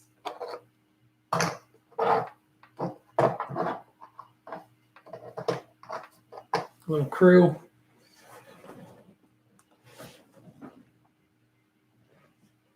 Look like they're ready for battle on the board game. Hopefully, once they get hit with the varnish, they'll look good. He still needs to be washed with that, but I'm gonna have to wait until his base is dry to pick him up and hold him by it. Take off the rubber gloves for streaming pleasure.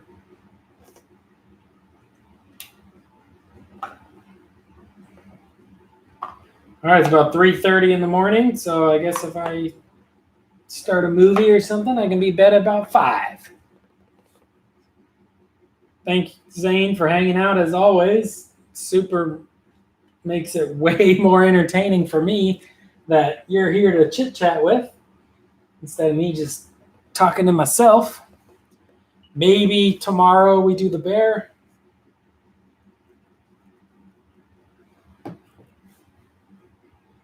I don't know the characters. I don't know if I'm going to get to them before the Swooping Hawks, or kind of want to get to work on the Swooping Hawks just because, I don't know. I think it'd be fun. Probably regret it once I start, but it's supposed to be fun.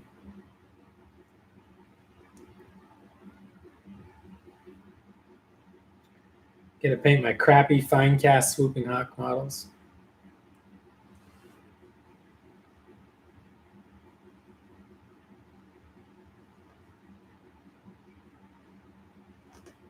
Yeah, I guess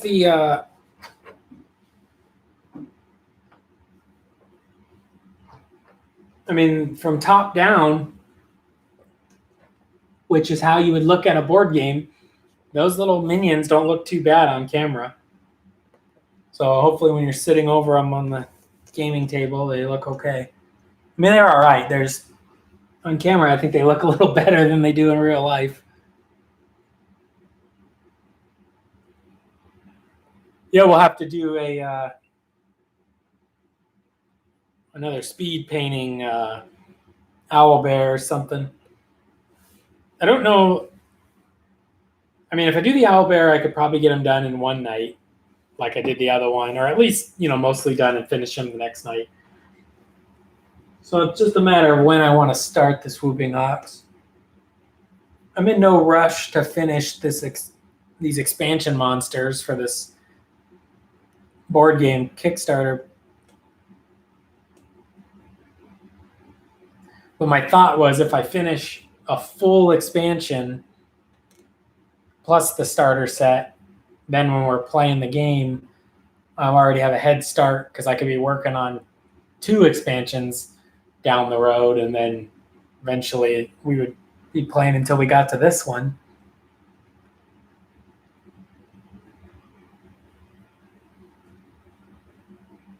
Sometimes the Kickstarter board games are a little overwhelming with how much stuff is in them. Like, I think this Deep Madness has like 5 or more expansions. I don't know how much they pile on rules and stuff to the game, but part of me kind of just wants to play the game and then get rid of all the expansions. There's a really cool one I got called Reich Busters. It's like a Nazi Germany with mutants and werewolves and stuff. And you're fighting the Nazis. And it looks awesome from the Kickstarter, where like you have to like control your sound and how much noise you make as a team. And the more noise you make, the more the alarm goes off or whatever. The threat level rises. And I really think that one's going to be fun. So I'm kind of wanting to jump into that one and paint that core set up.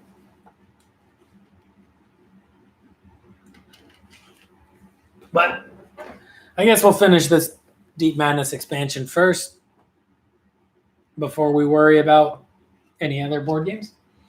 So that's all I got for right now. We went for 2 hours, basically finished 7 board game miniatures. Oh, just remembered I got to do his teeth too.